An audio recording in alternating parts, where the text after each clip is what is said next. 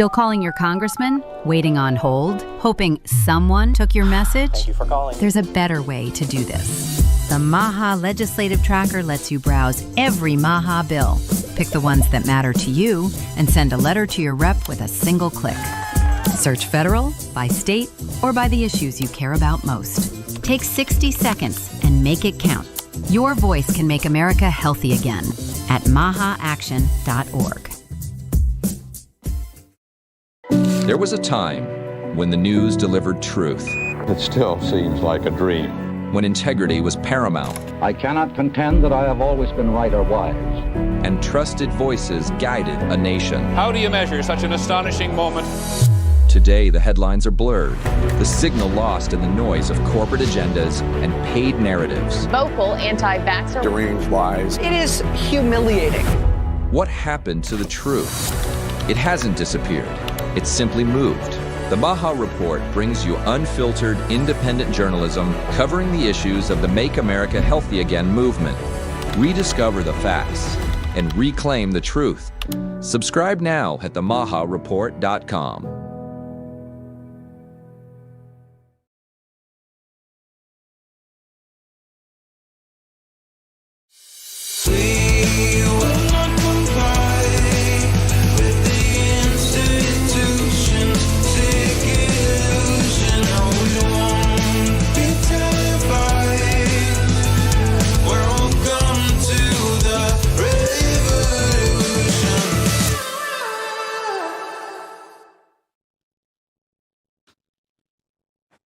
Welcome to the Maha Media Hub, and welcome to the Maha Revolution.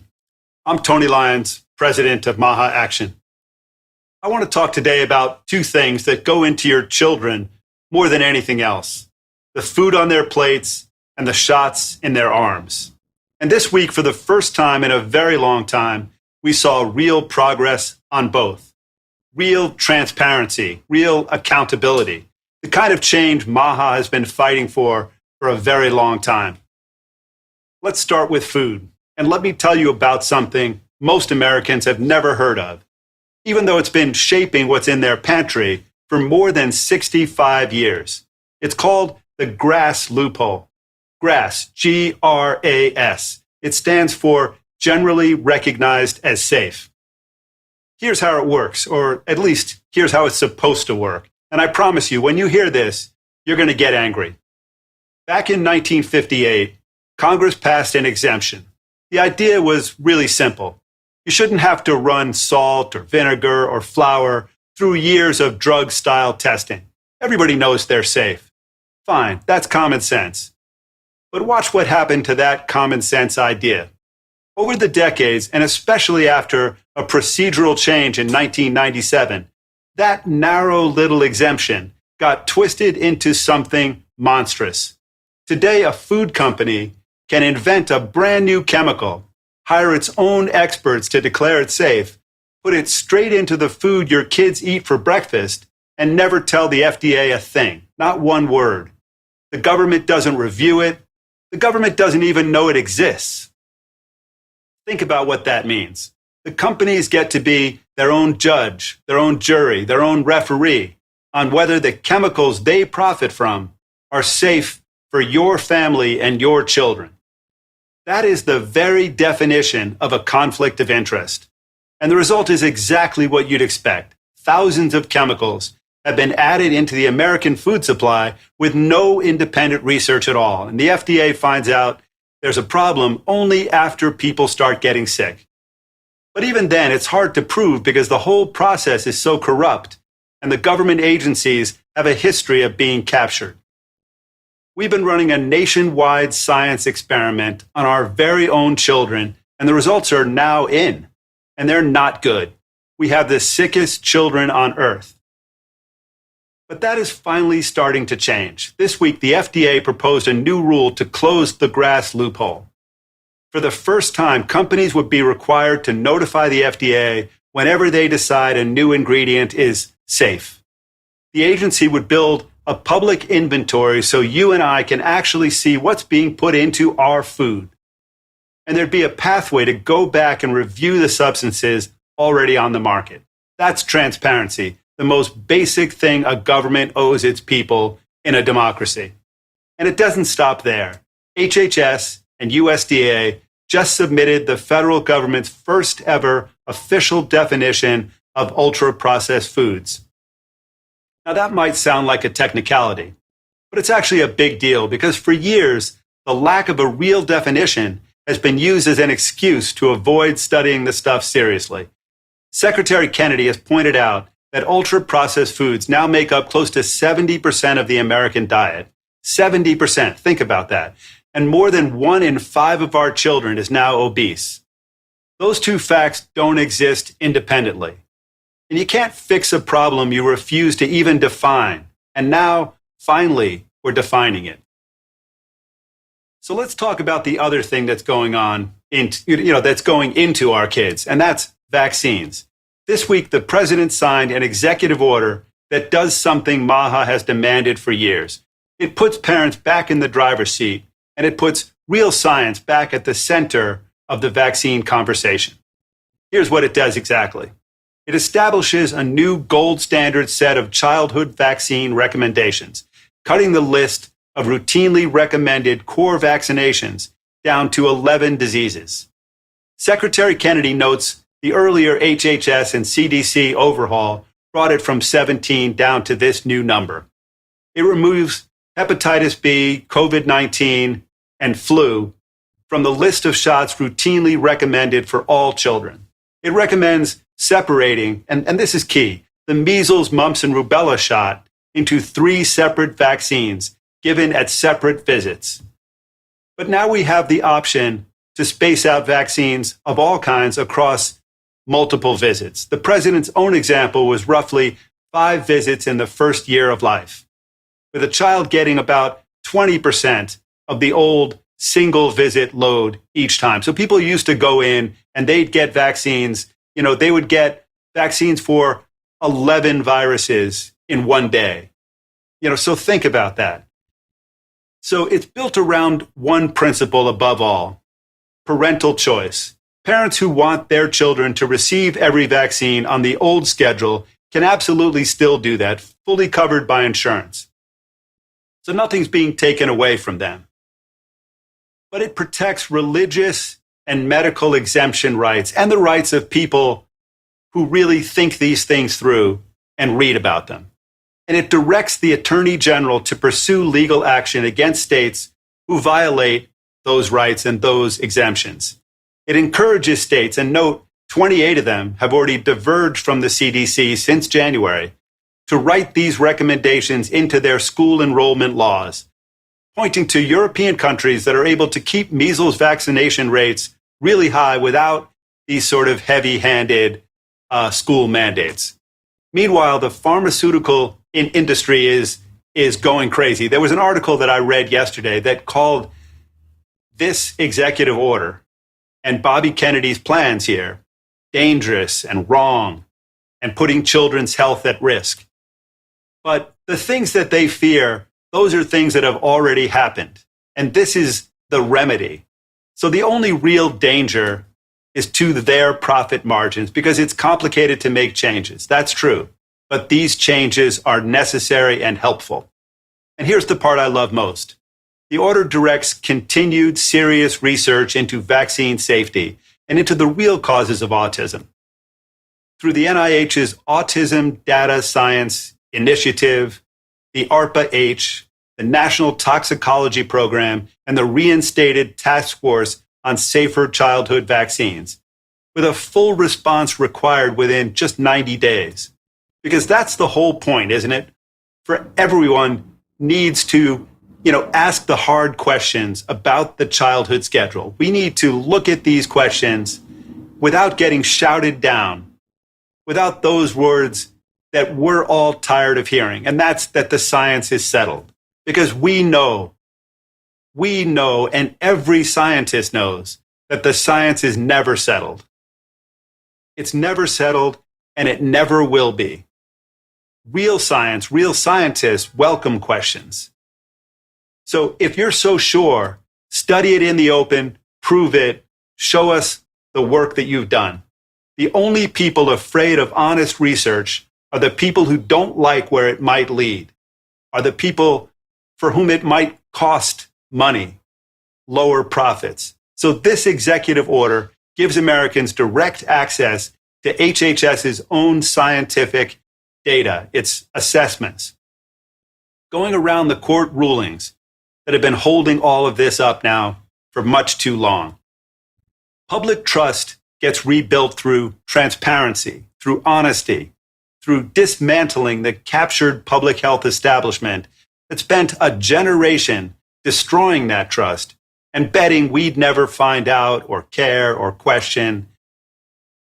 Consider Dr. Anthony Fauci. Last week, Dr. Fauci was held in contempt of Congress, and the matter was referred to the Department of Justice. In recent investigations, buried in more than 34,000 text messages, Dr. Fauci himself acknowledged that a COVID vaccine dose in the first trimester theoretically could be associated with a miscarriage, and he had the actual data on that. And it gets worse.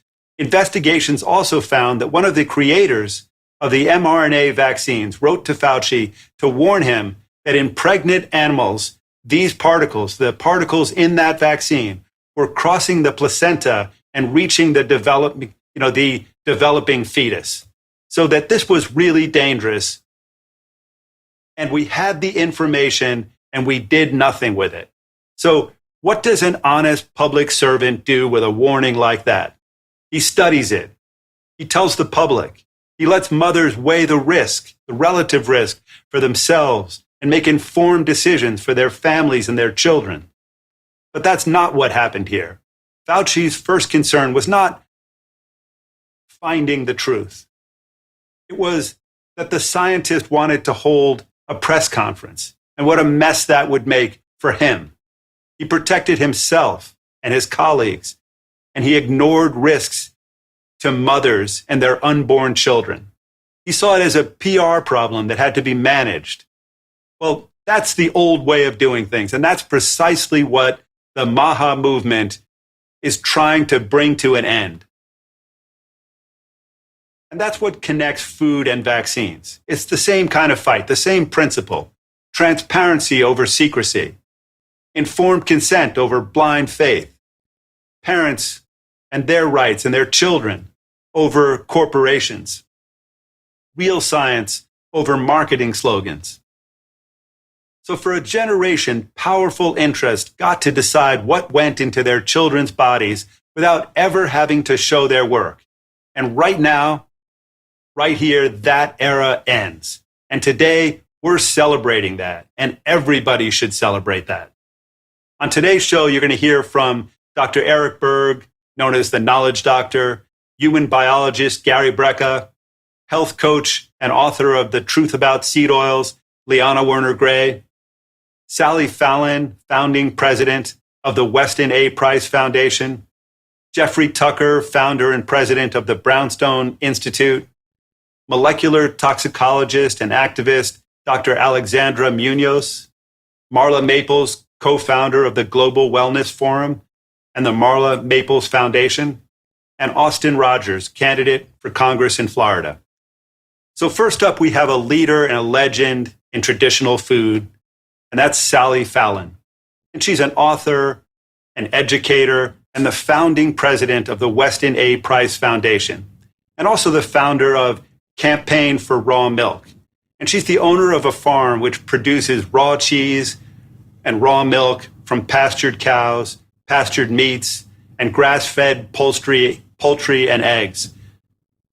Her best-selling book, Nourishing Traditions, blends scientific research, culinary expertise, and advocacy to promote diets rich in whole, nutrient-dense food, with a strong emphasis on animal fats, raw milk, and traditional food preparation methods. A generation of children can and should thank her for their good health. Welcome, Sally. Thank you, Tony. It's great to be here. Yes, so who was Weston Price? He was a dentist. Is my sound on? Perfect. Is the sound on? Okay. Yes, you can go. So Weston Price was a dentist who, in the 30s and 40s, he traveled to remote parts of the globe to study people who were healthy. And he found 14 groups who had excellent health, starting with no cavities, wide faces, straight teeth, nobody needed braces, strong, robust bodies, no chronic or infectious disease, no TB, ease of reproduction, and ease of childbirth. So when he looked at the diets of these people, they were all different. Of course, the diets of the South Seas were not the same as the diets of Alaska, but he found this commonality. They were all very nutrient dense. They contained 4 times more minerals than the diet of our day, and they contained 10 times more fat-soluble vitamins than the diet of our day. These are vitamins A, D, and K, and they're found in all the foods that we're being told not to eat, starting with butter from pastured cows, egg yolks from pastured animals, liver, which we don't eat anymore when we should be eating, liver and other organ meats, shellfish, and certain types of seafood, and that good old-fashioned favorite, cod liver oil. So our job at the Weston A. Price Foundation is to teach people why these foods are so important, especially for growing children. Our job is to debunk the misinformation that is out there about these foods, to debunk the misinformation about raw milk, which is a very safe, wholesome food, very important for growing children. And we do this in many ways. We have local chapters all over the world. We have 400 local chapters who help you find the healthy foods in your neighborhood. Many of them have meetings and potlucks. We have lots of information, trifolds that are short to read. We have scholarly articles in our journal that are a little bit longer to read. We have a very popular podcast. And we pride ourselves not only on teaching you about these foods, but helping you to find them. Finally, we have a conference every year, and this year our conference is in Washington, D.C. It will be at the Omni Showroom, October 16th through 18th. We're inviting everyone to come, and the information about the conference is at wisetraditions.org. That's wisetraditions.org. A couple more facts about these traditional diets. There were no vegetarian diets, and Dr. Price strongly warned against vegetarianism, and he noted that all of the foods considered sacred, considered important for having healthy children, were nutrient-dense animal foods. And the second thing, of course, is that there were no processed foods in these diets. However, we like to say that our diet is not a diet of renunciation. You can have everything you want in this diet. You can have, starting with plenty of butter, meat, vegetables. You can have carbs. Our diet is not a low-carb diet. Salt, very important for your health. Fermented foods like sauerkraut, sauces and gravies made with real bone broth. And you can have sweet things made with natural sweeteners, healthy soft drinks like kombucha. It's all there for you, and it's a delicious, healthy diet. It's just a question of choosing the right foods and the right ingredients. So we hope to see you there at Wise Traditions 2026, coming up in October in Washington, D.C. Thanks, Sally. Sally, it's been so hard to get good information, to get honest information over the last 20 or 30 years. And I just want to say that I'm so grateful for the books that you've written and the message that you've gotten out to so many people, that it's just been such great work, letting people know that, things like the change in the food pyramid just this year, just with Bobby Kennedy getting that done. For so many years, people thought that they were better off eating ultra processed foods than eating meat, eggs, all those kinds of things. So it's just shocking. You can have bacon on our diet. Say one last thing? Yes, it's the misinformation has been horrendous. Now we have a ways to go with those food guidelines. We need to get rid of the 10% cap on saturated fat. But we're making progress. We're definitely making progress. And the growth of raw milk has been incredible. If you're looking for raw milk, you go to the website realmilk.com, put your zip code in, and you'll find the raw milk near you. And really, it's widely available today. We've made great progress in the last 25 years. Thank you so much, Sally. Next up, we have Dr. Eric Berg. And, one of the things Dr. Berg has done, he's known as the Knowledge Doc, and he's got, 45 million followers. But, one of the things that he's done that's really simple, but kind of shocking in the current world. And that is that he's giving us simple ways to be healthier, because we've been under attack, that our food, our drugs, our vaccines, everything has been engineered to addict us or to harm us in some way for profit. And so what Dr. Berg has done for decades is to help people understand how the body works and simple, practical strategies for becoming more healthy in a world where it's hard to get that information. So he's just been an incredible thinker and writer and researcher and just a MAHA visionary, and comes on the show all the time, has just doing a great job in helping Americans become healthier. And he's written a groundbreaking new book that I think is going to be a big bestseller, and I think is going to change the way a lot of people live. And that book is called Change Your Environments. So welcome, Dr. Berg. Thanks so much, Tony. And I see that you have it in the back of your shelf. So well done. And Sally Fallon spoke at my office in 1991 in San Diego. So that was quite some time ago. And so she's going strong. That's kind of like when I originally started learning about Whole Foods and Weston Price. Amazing data. Also, there's going to be Joe Salatin's doing a Rogue Food Conference coming up this weekend. If any of you haven't heard about it, you need to know about it and maybe show up. I'm going to be speaking this Friday, but it's going to be a dynamite presentation. I want to talk a little bit about some of the confusion that a lot of people have with, children's health. There's all these debates. Is it the carbohydrate? Is it the salt? Is it the fat? Is it the chemicals? Is it the seed oils? Is it this? Is it that? One of the barriers to figuring out this problem is the time lag, because it usually takes 10 to 15 to 20 years before these kids turn into adults and develop a chronic problem. It doesn't always show up right away. For me, I remember eating pure junk food, and I can get away with it all the way until I was 28 years old. Other people, takes longer, but there's this whole time lag that is going on that makes it hard to connect the dots for a lot of conditions, because these chronic things keep happening. And so, you go to the doctor every 6 months, whatever, and you get your blood pressure checked and your blood sugar and your cholesterol. Oh, everything's fine until one day, guess what? You have diabetes, okay? And they treat it like a new disease that just popped out of nowhere when it's been brewing in the oven for many, many decades or years. If they were to do a test, a fasting insulin test, they could have picked it up a very long time ago, because this is one test that, unfortunately, doctors don't really test very much. Fasting insulin, I recommend you have it below 5. You want it low, because the chronic stimulation of insulin starts to create inflammation and eventually develops insulin resistance.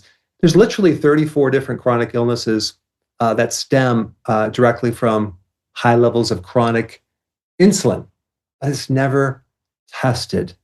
So insulin is a thing in the background that is doing all the heavy lifting. It's removing all the sugar from the bloodstream. And especially if you're living on chronic glucose like I was, it's the thing in the background that's like removing it as fast as you can put it in there.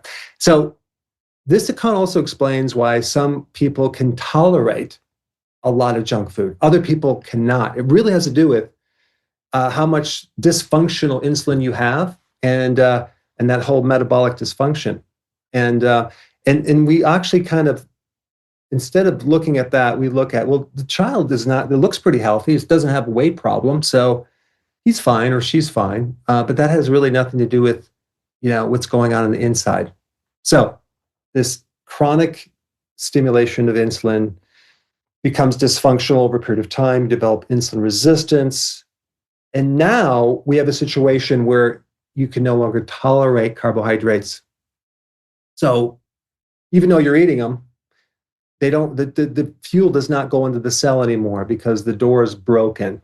And so now the neurons starve, that you start having problems with the eyes and the nerves and the heart and the kidneys because of this, especially if you continue to eat carbs. Of course, there's a backup door that allows you to feed the tissues with ketones, but a lot of people don't know about that. But this is why if someone has dysfunctional insulin, the low carb seems to work very well for them.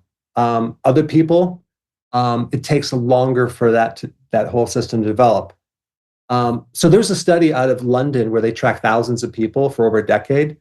Every single person who eventually developed diabetes had their insulin way, way, way too high, and it was very dysfunctional. They had insulin resistance 13 years before they even were diagnosed, because they tracked them for many, many years. So when the child is consuming a stack of pancakes with soda and junk food, you really want to understand the child is borrowing from the tissues, and it's just a matter of time. It's like what's going on behind the scenes where is this child in relationship to developing this chronic problem? You really want to check the insulin, fasting insulin. So if we also take this little corn right here, this is corn. So corn, if you were to soak this and cook this, it's about, on the glycemic index, it's like 51. But if we take the same corn and grind it up and process it industrially, this could have a glycemic index of over 100, like 120 to see even up to 150. Same thing, but different processing.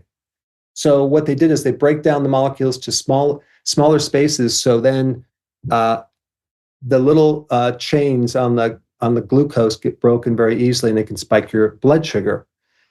Yet it's not even listed. This stuff, an average person consumes over 200 pounds of this industrial starch every single year. Processed like wheat, tapioca, maltodextrin. It's not even listed as sugar, but it really is sugar. It actually creates a massive spike. And so it's hidden because it's listed as a carbohydrate. And so do carbs cause problems? Well, it depends on how processed the carbohydrate is. Is it in the whole form? Did you take things out of it? Also, what type of carb it is. You have starchy vegetables. You have non-starchy vegetables. On the glycemic index, those are like 1 or 2. And they have very little starch, very little sugar, if any, fiber, phytonutrients. And when you ferment them, you add all sorts of additional things to them as well. So anyway, I think as we go through a lot more education for children and adults, it's very important to understand the fasting insulin and get that tested. And I just want to plug one last thing. The Rogue Food Conference this weekend, we'll have a link down below. Check it out, and hope you can show up. Thanks, Eric. It's really is so fascinating that you were saying that 34 chronic disease signs that you can learn from testing your fasting insulin. Those are the kinds of things that, you go to doctors, go to pediatricians, your whole, for 18 years with your children, they would never tell you something like that. For years, they just haven't given you any information that you can actually use to make better decisions. And so the idea that they're just simple, straightforward, common sense ways to lead a healthier life and to have healthier children is just so critical to what the MAHA movement stands for. And, we all know that 80 to 90% of chronic disease is not only preventable, but that it's kind of created on purpose by people who are trying to give you foods, trying to addict you to food or to drugs that are going to create this chronic disease. So, even something like the industrial sugars that we were told for many years that we should avoid sugar. And we were then given these industrial fake sugars as an antidote to it that were actually worse for us. So I'm just so grateful for the work you do, for helping Maha, for writing this incredible book, and for teaching millions of people that they can lead better, healthier lives. So thank you. Thanks, Tony. I appreciate it. Next up, we have Russell Brand. And let me just start off by saying, Russell has been wrongly accused. He's been vilified, deplatformed, persecuted, demonetized, demonized, censored, prosecuted. But he's always stood by his convictions. And we at the Maha movement, me personally, but all of us, we stand with Russell Brand. And he's the author of an incredible new book called How to Become a Christian in 7 Days. Please read it. This book has been censored. He's been censored. But it's important to read the things of the Maha censored people, of the people that the government, that these big corporations don't want you to pay attention to. So welcome, Russell Brand. Great to have you back. Tony Lyons, I consider you now to be the Gertrude Stein of the alternative movement. Look at this sort of Avengers army that you're assembling. Look at this publishing roster that you're creating. Look at this information that you're propagating. I've just been with Dr. Robert Malone and his wife Judith and talking about their book on homesteading. Everywhere I go, there's someone who's benefiting from your ingenuity, entrepreneurialism, and bravery.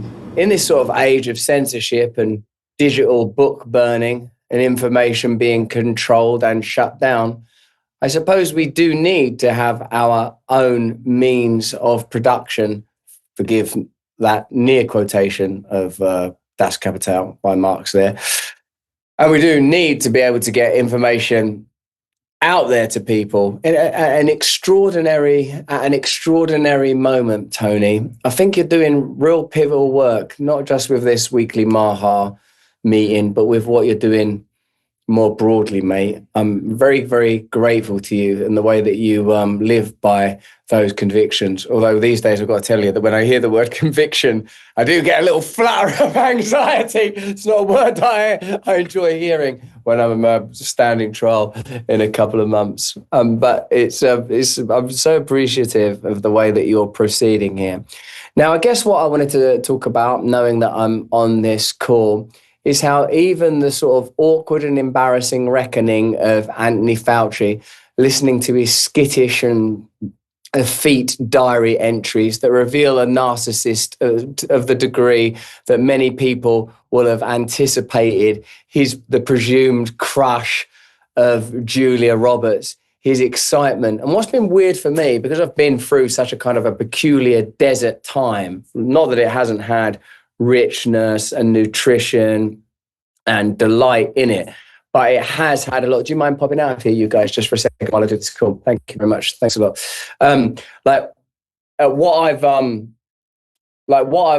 What I've been seeing is like all over the feeds of the various social media sites. Perhaps we should all just withdraw. Perhaps we should just withdraw from war, withdraw from Afghanistan, withdraw from X, withdraw from this world, populate new territories, verdant and abundant with a permaculture, both literal and spiritual. Let us sow new seeds in new fields. Let us decouple from the Monsantos and the Bill Gates and the constant insidious fizz and fog of their intoxication. But what I've noticed is the propaganda material that was contemporaneously being created at the time that we now know Anthony Fauci was jotting down in his diary, delirious and excited. I remember, and we are all aware of what Colbert was doing and saying, the ditties and dances while dressed as vaccines. My countryman, James Corden, did that outrageous sort of almost La La Land musical number of Dancing in the Street, sort of living, ongoing hagiographies of Anthony Fauci, who we were invited to look at uncritically. We were invited to jump into his own wildly narcissistic I am the science pool and splosh about in what transpired to be not just ignorance, but malfeasance. Dr. Robert Malone, on my show that I just did, said they had the concerns that were being raised by Jay Bhattacharya. They had the concerns about miscarriage, first trimester miscarriage, and they went ahead. And what I think sickens me most of all, actually, is that the whole of that movement is predicated on this kind of fluffy, woolly humanitarianism around ideas like identity politics and the rights of women. But when it comes to legislating and policy making, they will introduce and almost mandate a drug that they had prior knowledge caused miscarriage in first trimester. Where is the feminism in that? Where is the feminism in that? It's a delight to be here, Tony. Thank you very much for including me in this movement. It brings me a lot of joy and pride, and I hope I get to see you all soon. Thank you. Yeah, thanks so much, Russell. And you said that I have convictions, and that's true. And I don't think there's any chance that you would get any meaningful conviction. The people who think they have the right to judge you, they don't have the right to judge you. They're not scholars, they're not historians, they're not readers. These are just members of the censorship and propaganda industrial complex that's taken over the UK, to a great extent took over the United States and the whole world, and we're just kind of getting it back now. So, they don't have the right to judge you in any way, on any level. That's how I feel. So I feel like it's not a question of waiting for what happens. It's already happened. We know who these people are, and we know who you are. And so you've already won that battle. So, I just want to say that I'm grateful for you, and I believe in you. And it doesn't really matter what anybody else says or what they determine in some fake court. Thank you. Thanks, Good to see you back. That's lovely of you, Tony. God bless you, mate. Take it easy. You too. Next up, we have Marla Maples, and she is a speaker, an actress, a passionate advocate for holistic health and spiritual well-being. And she's the co-founder of the Global Wellness Forum, and she leads the Marla Maples Foundation, which is, focused on increasing global well-being. And above all, she's a devoted mother to Tiffany Trump and a joyful grandmother to Alexandra, and, just a tremendous fighter for a lot of causes, including MAHA causes that really matter in this world. So thanks for all you do, Marla, and welcome to the MAHA Media Hub. Thank you so much, Tony. And thank all of you, Russell. We are there for you always. And together we stand united is the way we're going to make a difference. And I think we've learned that patience is virtue. And we've stayed connected to each other. We've expanded our group. We've expanded the awareness. We have been growing in an incredible way that now we do feel supported and we feel more heard. So I believe that's what we have to hold on to, is that unified consciousness that together, if we have the certainty that we can have the impact, we have the certainty that we stand with truth and that we have the capacity to reach out to the multitudes. That's what it's about. And I look back at how I've always looked at food, and we, thank goodness, just got this, GRAS, working on the GRAS, and there's so many things happening. Just when everyone starts to lose a little hope, then we get something else in there again to get us right back on target. But as a child, I always was very aware of the environment, and I was lucky enough to live off the farm. I had cows grazing in the back. I had my grandfather and great-grandfather. I was on the tractor with them plowing the fields. So I knew what it was like to be in touch with the earth. And now those simple things are difficult. I'm currently in England and I'm going to the local farms and seeing signs that say, save the British farmers. I mean, this is a global issue. And with Global Wellness Forum, we really want to be able to expand into other countries and have the impact where they know that they're not alone. And if we can do that, like Maha is doing here in such a powerful way, and we can spread that message to the world, then we are even stronger. But I learned early on about food. I would feel my body, I would look at my skin, and I was like, something's not right. And I knew enough through my faith that, I wanted to connect to God and let my body be my temple. So I used to hear, drink all the milk you can, it's good for you. So I would drink everyone's milk, but it was not raw. It was homogenized, pasteurized, everything put in it to make it almost toxic to the body. So at that age, 16, I stopped on dairy and I started watching everything that I ate, because I do believe if we tap in to how our body feels, that's a really good start. And most important, we have to pray for what we eat, right? Because no matter what's around us, if we can raise the vibration on the food, right? And raise the vibration on what you drink. Raise the vibration where no matter what they're throwing at us, we're going to be okay.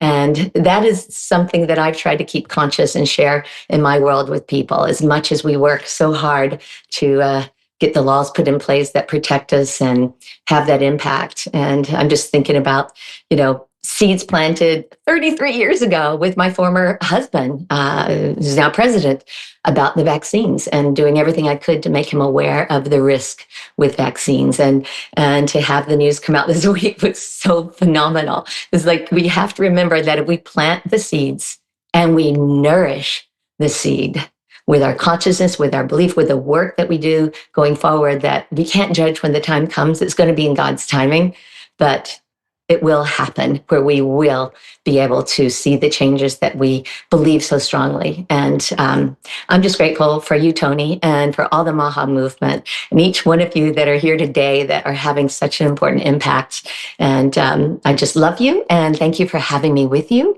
And I look forward to all the great things we're going to do together from this moment on. Thank you so much, Marla. I love what you said about unified consciousness, and standing together. And just wanted to kind of add to that, because there's a lot of kind of disagreement in the Maha movement. And then, lots of newspapers like to really focus in on that and say, oh, Maha disagrees, Maha's falling apart. And the truth is that it's that disagreement that's our superpower. It makes us stronger, because we believe in this dialogue and this debate, but we do have this unified consciousness, and we can still stand together without being, censored, or without being closed-minded, or without being sort of the result of propaganda, so that we have the opportunity to really think things through and to raise, like you said, raise vibrations rather than sort of lower them, and to focus on our bodies and on our health, and not let anybody come between us, because that's what the strength of the movement is, that it's a million different voices that all can come together and have such incredible power to change the world. So thank you, Marla. So welcome. Thank you. Next up, we have Congressman Scott Perry, and he's an Army combat veteran and 7-term Pennsylvania congressman, 7 terms. And he's shown that he'll use his vote to stand with the Maha movement when it really matters most. And he voted yes on the Luna Amendment to hold pesticide companies accountable. Such an important thing, because we at the Maha movement believe that nothing should be above the law, that nothing should be, no corporation should be protected at the expense of the American people and of families. And he's also the co-sponsor of the Interstate Milk Freedom Act to restore access to real food. And, that's such an important thing. And he's fought also fought against COVID vaccine mandates from day one. So he is a medical freedom person. He's a fighter for Maha, for Maha causes. And I'm just very grateful to have you on the show with us. Welcome, Scott Perry. Scott, we can't hear you.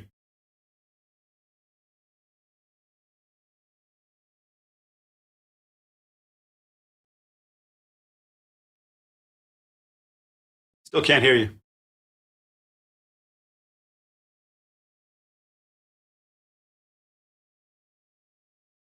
Yeah, they've been trying to shut us up and censor us for so long. And when you get on, we're going to be, we're just going to wait. Because the things that you've been saying for so long, for 7 terms, they're important. And all the viewers are willing to wait for them. Still can't hear you, though. How about now? Anything now? Perfect. Nothing? We're all set and welcome. No, good. Oh. You're all good. Oh, great to be with you. Welcome. Look, I'll talk fast because we wasted some time there. For me, when I grew up, I didn't know one person with a peanut allergy. Very few people had autism. There was no thing as celiac disease or gluten intolerance. And this stuff just kept on showing itself. And people like me were wondering, well, what in the heck is going on here? As you said, I'm an Army guy. I mean, I got the normal, I think, 5 vaccines when I was a kid, but that was it until I joined the Army. Now, they give you a pile of them then, and you have to agree to that. But it really came to light to me during COVID. All the restrictions, I had to fight my governor. I had to, I had to fight the federal government for service members that were in jeopardy of being kicked out of the service for refusing the experimental vaccine. And, these things really inform me about the power of the government, but also the power of big pharma, big ag, big industry, which does it well for itself, but they don't really care about the truth about what we know, about what the American people know. And, if you know anything about me, I believe strictly in the Constitution. And that government is limited. And so it's not the government's job to do the bidding of these big industries and make sure that they make maximum profit as the life expectancy of Americans goes down. And it's also very concerning to me that it seems like the medical industry really profits from us being sick. And part of that was when I found out that Coca-Cola was one of the prime sponsors of the National Diabetes Foundation. Isn't that interesting? Right? So, Casey and calamines became very important to me. So because of these things, I have fought this every single way that I could. I co-sponsored legislation with Chip Roy to make sure that vaccine manufacturers were held liable. They can't just escape liability and profit while they're hurting people. As you said, I've always been there with Thomas Massey on the raw milk issue. Why does the government, why is it their job to tell us whether we can drink raw milk or not?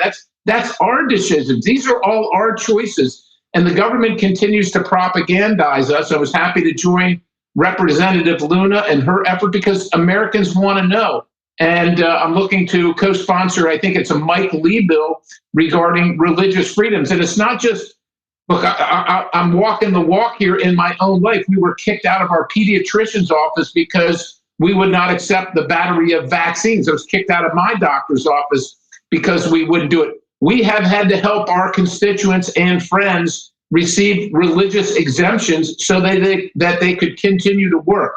My job as a policymaker in the United States of America is to make sure that government is limited, it is not propagandizing you, and that you are getting the accurate information to make the decisions that you can that are important to you, whatever those decisions are, but not to be propagandized by the big industries that seek to profit and use the government to send their message to all of us. So I appreciate the MAHA movement very much. I feel very much a part of it. And I'm very grateful for the opportunity to have a few minutes with you today. God bless you.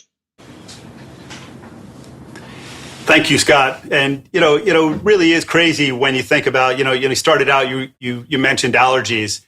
And if you look at Dr. Fauci, he was in charge of the NIAID for something like 50 years. And, one of his big things was to prevent allergies. And over a 50-year period, we went from a period where nobody had allergies, statistically, practically nobody, to a time when now almost every child has an allergy to something. So these people have totally failed their way. Right.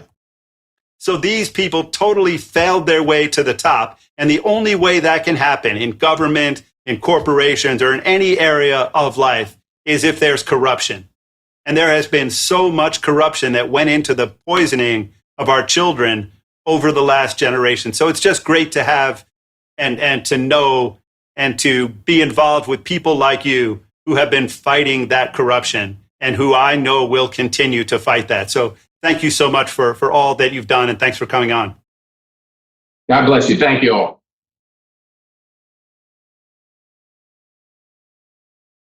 So Congressman Perry is clearly a MAHA candidate. He believes in informed consent for vaccination. During the COVID pandemic, he said it plainly. If you don't want the vaccine, you shouldn't have to worry about being forced to take it or being fired from your job.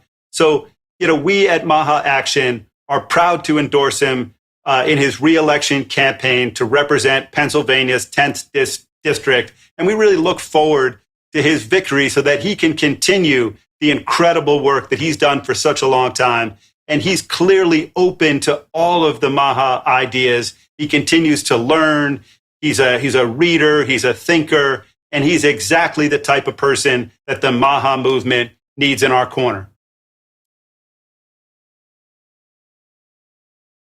Next up, we have Gary Brecka, and Gary is the visionary founder of The Ultimate Human, and he's a human biologist, a biohacker, a longevity expert, and he travels the globe and is on social media, really talking to and getting through to millions and millions of people who listen to what he says because they know that he's sincere, that he believes in championing the MAHA mission, and that he's really dedicated to helping make people healthy. So thank you, Gary Brecka, for all that you do, for all the big conferences you go to around the world, and for coming on this show time after time.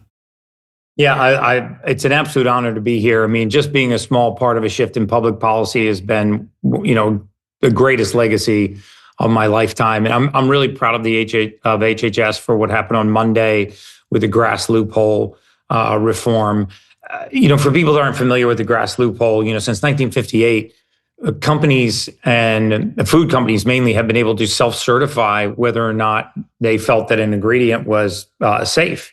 And what this led to was a loophole, sort of a backdoor to ingredients sneaking into our food supply that the FDA and HHS had absolutely no visibility into, no awareness of.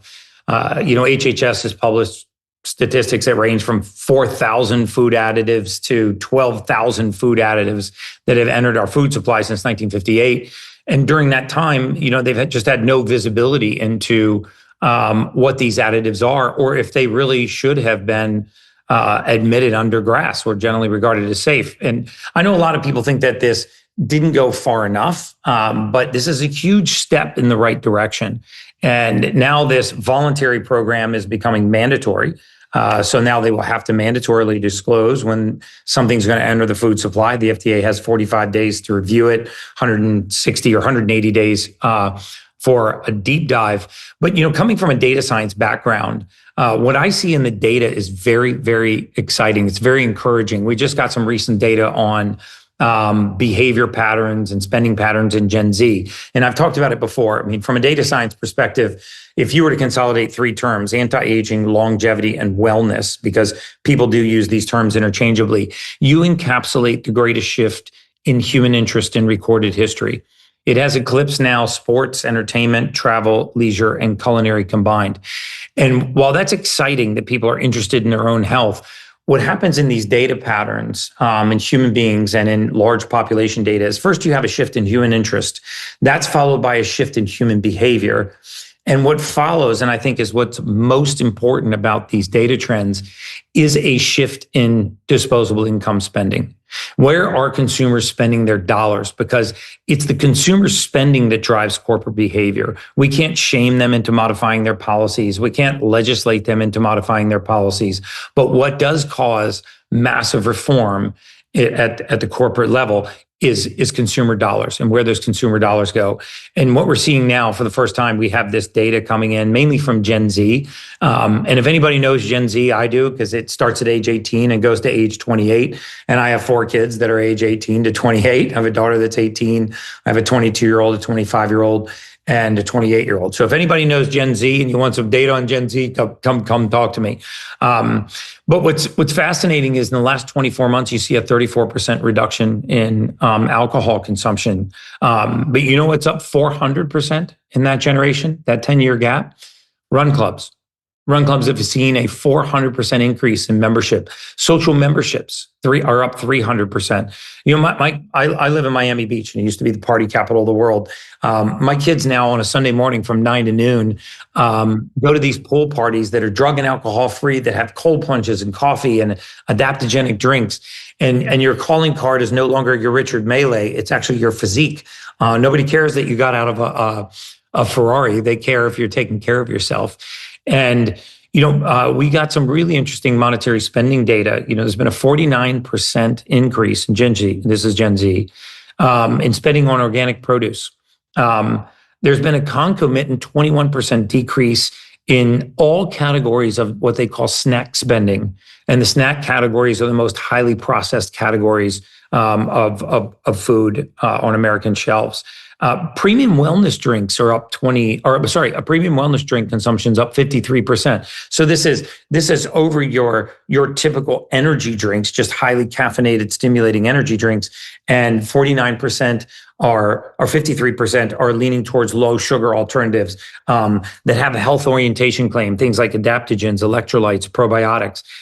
So monthly grocery visits have doubled under Gen Z, which tells us that they're going more frequently to the grocery store because they're buying more whole foods, and whole foods have a shorter shelf life. So all of this is really exciting. And when you look at who gets credit for this, why do we see such a shift in interest, behavior, and disposable income spending?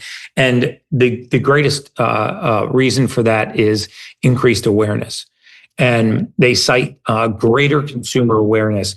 And this comes from groups like MAHA. This comes from our governmental officials standing at the podium talking about things like GRAS reform and whole foods and reforming our nutritional guidelines. It's not just impacting our military and our public schools and our hospitals. It's actually landing on the ears of the general public, and we're seeing this shift in mass. So I'm over my time, but thank you so much for having me, Tony. I'm just wanted to spread a positive message of hope and say that the data is actually starting to show shift in human behavior, resulting in shifts in disposable income spending.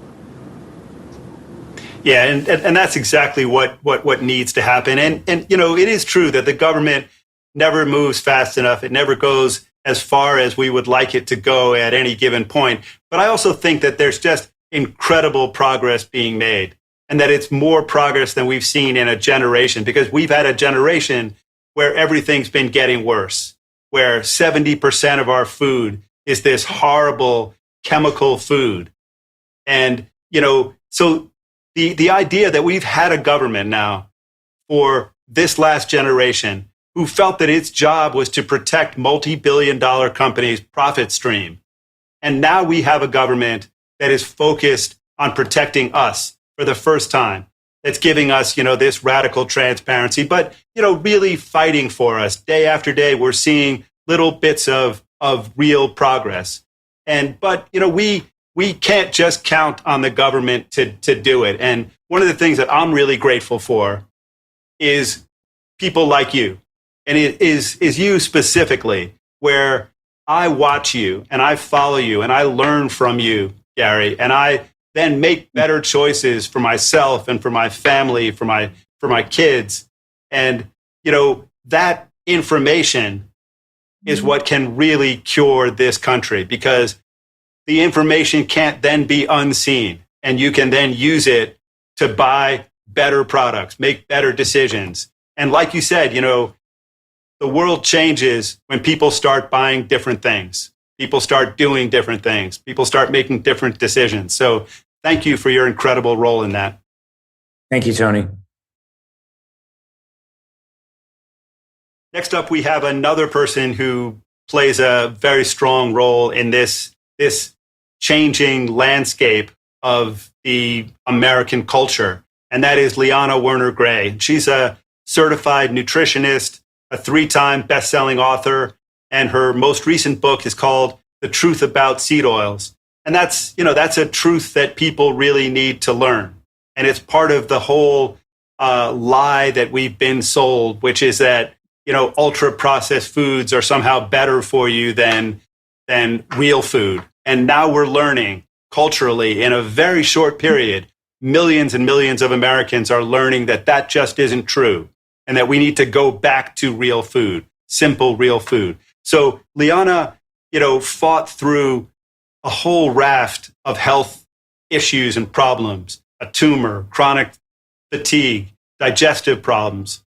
So with nutrition, she believes that food is medicine. I believe food is medicine, and she's teaching millions of people that food can be medicine. And so she's been helping people heal naturally from cancer, from chronic disease, through food and through better decision making. Welcome to our show once again. It must be your 10th time. Thank you so much, Tony, and counting. Yes, thank you for having me. Thank you, Tony Lyons, and the entire MAHA Action team for putting this on every single week for us. And congratulations to the entire MAHA movement for the amazing news that we just had this week in DC. And thank you to Secretary Kennedy and the HHS team for the new efforts to catalog the many additives in the U.S. food supply, many of which entered with very little oversight in the past. So we are seeing amazing changes in this movement. And so now companies looking to add a new substance to human or animal foods, they need to notify the Food and Drug Administration, and they have to provide details on why this is deemed GRAS, or generally recognized as safe. And Gary Brecker just explained this so well. And so today on this call, I'm going to share the list of my top 6 most toxic foods to cut out. And in my last 17 years of being a cancer survivor and being a health coach and nutritionist, this is what I get every single one of my clients to do and every single one of my subscribers. And in every single health issue that people are facing, I found that at least one of these foods or multiple are involved. They are usual suspects in causing so many health issues. And so you're about to see why. Okay, so the number one, first most toxic food is refined sugar, and that's white sugar, corn syrup, also brown sugar, even cane sugar as well, and artificial sweetness. Number 2 are seed oils. Number 3, conventional gluten, keyword conventional. Number 4, conventional dairy. Number 5 is GMO ingredients, anything created in a lab, genetically modified organisms. Food dyes, any ingredients that people cannot pronounce. Did man make it or did God make it? And number 6, microwaved foods. And so I always love to give alternatives to people so that they have replacement therapy. And that's what's been really effective for me to stay really healthy. And it's hard to believe I had chronic fatigue 17 years ago. I was diagnosed with that because now I have more energy at 39 than when I was 21. And so the alternatives to refined sugar are honey, dates, fruits, maple syrup. And I just love the story in the New Testament, how Jesus, in the 40 days after he was risen, he ate a piece of fish and honeycomb. Yes, he did. He ate honeycomb. We were designed to have sugars. Our brain needs natural sugars. So I always tell my clients, eat as much natural sugars as you want, just not the refined kind that are toxic. And then seed oils, obviously replace them with avocado oil, olive oil, coconut oil. And gluten and dairy has to be organic. If not, gluten is contaminated with glyphosate. Dairy, take a trip to Italy. If you want to eat dairy and pizza and pasta, take a trip there. And then artificial food dyes and things like that. When you eat more foods that come straight from nature, come straight from your own backyard or the farmers markets, you will naturally be avoiding all these things anyway. And microwave foods are have been radiated, they do change your molecular structure. So even if you put an organic meal in there, it does change the frequency of the food. And then the 6 main foods that I tell everyone to add in. Number 1, dark leafy greens, especially in a cellular form, like a liquid chlorophyll. Number 2, apricot seeds. You've heard me talk a lot about this. It destroys cancer cells. Number 3, sulforaphane from broccoli sprouts. Number 4, probiotic-rich foods. Number 5, clean protein, like the Nick sticks, grass-fed, grass-finished American beef sticks, so good. And number 6, soursop drinks, which are so deliciously sweet. Just one ingredient, soursop. I actually sent some to Russell Brand today. I don't know if he's still on this call, but they are so delicious. And we need those sweet treats to help replace sodas and all those processed foods. So those are my top 6 lists of things to cut out and top 6 to add in. Thanks so much. That's a lot of really good advice. Don't eat refined sugars, don't eat seed oils, don't eat conventional gluten, food dyes, chemicals, things you can't pronounce, and, eat a lot of honey, dates, maple syrup. So the point is that the answers can be really simple, and that, most of us know what we have to do. And, maybe we've been subjected to all of this propaganda, this indoctrination, and but it didn't really work, and it can't really work, because we all know what we have to do. There's a place for cutting edge science. We all know that. There's a place for it, there's a time for it, but mostly the answers are really simple. And it's simple food, simple sunlight, go outdoors, exercise. We all know that stuff, and we should be doing it. And all of us should read Liana Werner Gray's books. Thanks so much for coming on. Thank you, Tony. Next up, we have Dr. Alexandra Munoz, and she's a molecular toxicologist specializing in comprehending the molecular mechanisms by which toxins cause cancer and other chronic diseases. So she's been actively fighting this and fighting to stop the pesticide business, the pesticide companies, from getting the kind of anti-MAHA immunity that we could never be for. We could never be for allowing these companies protection and taking protection from American citizens. So she does incredible work. She can be seen in the halls of Congress talking to senators and members of the House. She's a real fighter, and we're just thrilled to have you back on. Thanks, Tony. It's great to be here today.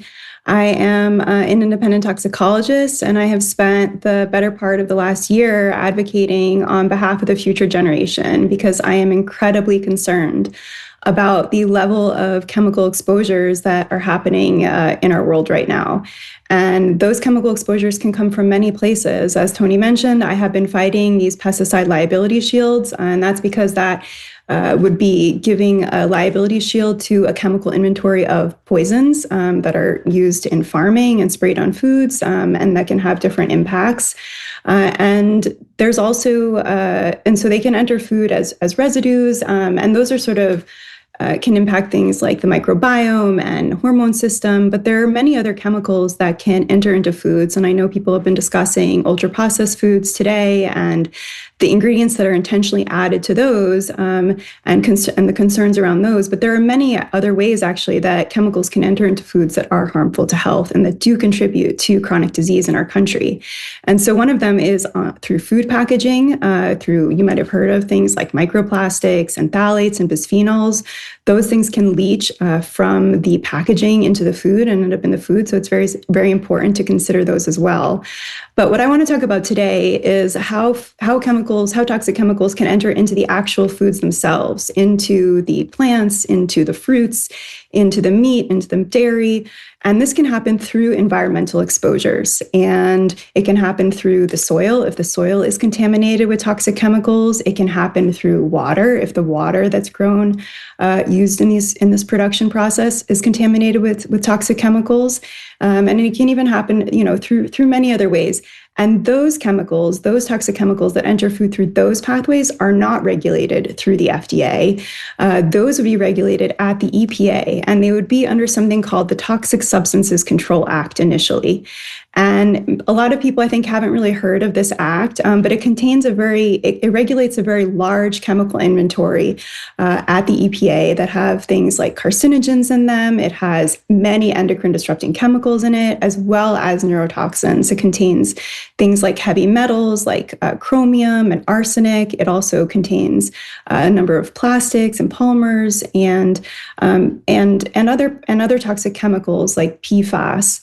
And TSCA is really important because in an ideal situation, and it was revised in 2016 so that it would be stronger. And there was an emphasis placed on making sure that there would be an affirmative finding of safety for new chemicals that are approved, and also that proper regulations would be in place as new chemicals are approved that do have risk, but that we still want to use in manufacturing processes so they don't end up contaminating water and they don't end up contaminating soil. Because if those regulations aren't in place at the beginning, then we have situations like the Aaron Brockovich situation, where hexavalent chromium contaminated the drinking water of an entire town from this manufacturing plant. Or where we suddenly have PFAS contaminating all of the soil and so much of the drinking water. Those things could have been prevented if TSCA had been strong and regulating new chemicals from the beginning. And so it's very important as we consider food, as we consider all types of chronic disease, that we also look at TSCA. And right now, and this is very important, there's an effort underway in Congress to weaken TSCA. Industry has been lobbying senators and representatives in the House and the Senate to get them to make changes to TSCA by the end of September so that it will be easier and faster to approve new chemicals. But new chemicals are already being approved relatively quickly, and a lot of the delays we're seeing are actually coming from industry. And a lot of new chemicals are actually also going through an exemption loophole where they don't have to submit very much data at all. So if anything, I think it needs to be strengthened. But right now, it's going to be so important over the next few months to stay tuned to what's happening with TSCA. You can follow me on Instagram, on Substack, on X, and I'll be putting out calls to action and information about what you can do to help keep TSCA strong and ask our legislators not to change it. It's very important, I think, that we consider this as well as we're moving forward. So thanks so much for having me today, Tony. And that's the update on what's happening with TSCA. Yeah, thanks. And let me just say that it's so clear that these companies are never going to stop. That they have just incredible power at their disposal and so much money. And they've been hiring lobbyists and giving money to our senators, to our members of Congress for such a long time that it's an uphill battle. And to watch you fighting it is just really gratifying, because it's clear that you're trying to get real science into people's hands so that they know what they're really looking at. And we know that companies like Monsanto have ghostwritten their scientific research. We know that they're doing everything they can to confuse the questions and to mislead people about the toxicity of the products that they're selling. And so it really takes people like you to stand up to them and to be on the outside, just sort of telling people day after day that this isn't true, that your science isn't real, and that there's another way to view it, and that we know there's a problem and we know something is causing it, and this is the most likely thing. So we need to sort of get people into positions of power who will actually look at what's been done, because we know that that's not going to happen from the people who actually made the decisions in the past. So we can't have those people look at their own work or look at their colleagues' work. We need people like you who are going to, be a sort of a way to make sure that the fake science doesn't become the science that everybody believes. So thank you. Sorry that was so long. Thank you. I appreciate that. Next up, we have Jeffrey Tucker, and he's the founder and president of the Brownstone Institute which came out of the COVID-19 era as a platform that was critical of the lockdowns and of the actions of the government, but also was just a platform for ideas, for really smart people expressing their ideas and their alternative ways of looking at things, and sort of as a way to counter the propaganda and the censorship that was so rampant at the time. So he's a daily columnist for the Epoch Times and the author of 17 books in 5 languages. And he's one of the most prominent voices really fighting for liberty, for shaping debates on economic and medical freedom and digital questions. So just a wise and thoughtful person. And I'm thrilled to have you on. Thank you and welcome, Jeffrey. It's a pleasure to be here, Tony, and thank you so much for giving me the opportunity to talk about something that is wildly exciting going on in New Hampshire right now. Both houses of the legislature have passed this bill. It's HB 396 that would grant rights to farmers to do some limited meat processing on their own land, outside of the meat processing cartel that is dominating the industry. This would be an enormously beneficial thing for small farmers all over New Hampshire. I wish this law would be introduced in every state. I think it should be, and it will be, if we can get this thing passed. It has passed the House and the Senate, and incredibly, the governor actually vetoed it. So now the next job is to override this veto, which it actually could happen. If it does happen, what does it mean? It means that farmers in New Hampshire will be able to process 3 cows a month, or 5 pigs a month, or 10 sheep or goats per month, and use that processed meat to sell to restaurants or retail outlets, or to other people. Just like happened throughout all of American history until the creation of this meat processing cartel, which has wickedly dominated the industry for a century. And it's absurd. It's absurd because it puts ridiculous amounts of financial pressure on small farms. They have to transport their livestock long distances and go to USDA approved meat processing, and it's contrary to all American tradition. I mean, farmers know how to process meat and sell it. We don't need government intervention to create basically what amounts to a corporate cartel in meat processing. The whole thing is preposterous. So it's just glorious that this thing has passed. The governor vetoed it on grounds, she said, and this Republican governor, on grounds she said that she thinks it conflicts with federal law, with USDA law that was, traces all the way back to 1906 during the progressive era. And I don't know to what extent that's true, but I seriously doubt under this administration that the USDA is going to do anything about this. If the people of New Hampshire and their small farms want to embrace this freedom, that I think is more is likely to be permitted. And plus, Congress at the federal level can actually vote in a liberalization of these absurd laws with the Prime Act. And I think that also is on the verge of happening. Anyway, why is this important to us? Well, it contributes a lot to saving the family farm. It also helps clean up the meat supply. It doesn't make it worse. It makes it better because we're going to have a greater variety of grass-fed options out there. And consistent with American tradition, we can buy meat from people that we know, from the farmer down the street who is a friend of ours, goes to our church. We see him at the store, whatever. It's from his farm.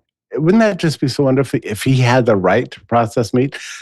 This is a no-brainer as far as I'm concerned. Again, consistent with all of American tradition. The opportunity is being presented to us really for the first time in this generation, probably for the first time in 100 years, in New Hampshire. So anything we can do to get the word out on this and get this veto overwritten and liberate the farmers of New Hampshire from this preposterous processing cartel, we should do those things. Thanks for letting me talk about this, Tony.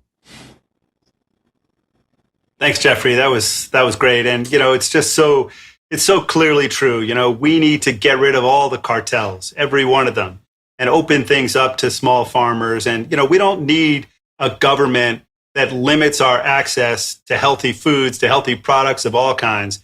We need a government that expands access to things that are healthy for us, that opens up even the marketplace of ideas. We want a government and leaders, politicians who make it easy for people to have more ideas, more access to everything on all levels. And you've been fighting for that on both sides, on the side of food, on the side of, pharma, and just generally on the side of ideas. So keep up the great work. Just an incredible human being, and you've done just amazing things. So thank you. Thank you, Tony.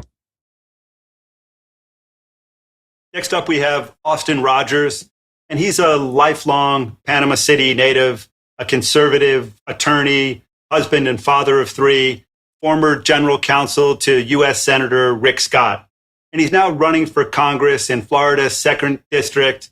And Austin is committed to confronting America's chronic disease crisis. So, of course, that's music to Maha's ears by promoting healthier lifestyles, giving families clear, transparent information about what's in their food, what's in their water, what's in their drugs, what alternatives are out there. So Maha Action endorsed him last week because he will fight to protect children and remove proven harmful ingredients, unnecessary additives, questionable chemicals. So, he's just clearly a Maha candidate, and we're, just very proud to have done that. Thank you so much for the introduction, and thank you guys for all being here and tuning in. A little bit about myself. I know I had a generous introduction there, probably more generous than I deserve, but born and raised in my district. I always call it LA for Lower Alabama, very much so culturally very Southern, but this is kind of ground zero for Maha country. I cannot tell you how many of my friends, how much of my family is completely bought into the Maha movement and trying to make sure that we're getting junk out of our food and trying to make sure that our children are healthy, that our aging population is healthier. And so it's a pleasure to be with you all. Got a crazy streak in me, ran for Congress, and we have had a lot of success recently. We've got a ton of momentum. We're 6 days out, just received a poll today showing us as the front runner. So I'm incredibly grateful for Maha's support and being a part of that momentum. I'm running to represent the largest district in the state of Florida. What that means is that a ton of our district is agricultural land. A ton of it is farmers, and I am on a daily basis, including earlier today, meeting with farmers and folks who are growing food for our country. And, that is really the tip of the spear, I think, in the Maha movement. We have to grow our own food. We have to grow food that's healthy, that doesn't have junk in it, that doesn't have additives in it, that's not using all sorts of toxic stuff in our soil to grow our food. And so really, I think I can be a mouthpiece for the Maha movement. I think I can be a great partner. And so I'm so humbled by the support of Maha Action. One of the speakers earlier was talking about faith and the role that it played in her life. One thing that I would like to relate to y'all is that, my faith is incredibly important to me. And the scriptures describe our body as a temple of the Holy Spirit. I take that very seriously. And I think one of the best things that we can do to treat our bodies as temples of the Holy Spirit is by treating them well, by fueling them well, and by ensuring that we are eating food that is good for them and fit for them. So we got to get toxic junk out of our bodies. I served as Senator Scott's general counsel, and he would talk on a daily basis about the fact that we have plastic in our bodies. We have so much junk that we're eating that we have to root out. So certainly aligned there. I will also say that, Maha has a personal story and it strikes a personal chord with me. So I had a chronic sort of IBS issue whenever I was young. And I was just constantly sick. We had no idea what was going on. I went to a dozen different doctors, went through a ton of different procedures, this and that. And what eventually cured my issue, and I'm completely healthy now, was my diet. And I just had to stop pumping my diet with seed oils, with stuff that is just completely inflammatory and junk to my body. So it strikes a personal chord with me. I'll also say that I am the proud husband of a MAHA physician. So my wife is a physician, and when she was in medical school, she got introduced to Callie and Casey Means, and she got introduced to the notion that a lot of her medical school curriculum is controlled, is contributed to by Big Pharma, by all sorts of people who should have no business weighing into our medical school curriculum, into our healthcare system, and yet that is what is incentivizing a lot of what we're seeing in the healthcare space. So I am running to be a voice for MAHA. I'm incredibly humbled by the support of MAHA Action. And, as I said at the outset, there are so many good MAHA folks in this district. And so I really cannot be more excited to join the halls of Congress and to start getting some bills across the finish line that continue to move the needle. So thank you guys for your time and attention. Yeah, thank you so much for coming on, and we are just really proud to be part of your struggle to get into a position where you can do really good things. I mean, it's so clear 80 to 90% of chronic disease is preventable with diet and with lifestyle changes, and we need people like you in positions of power who can start to change the way this country is run and has been run for the last generation. So thank you so much. Great to have you on.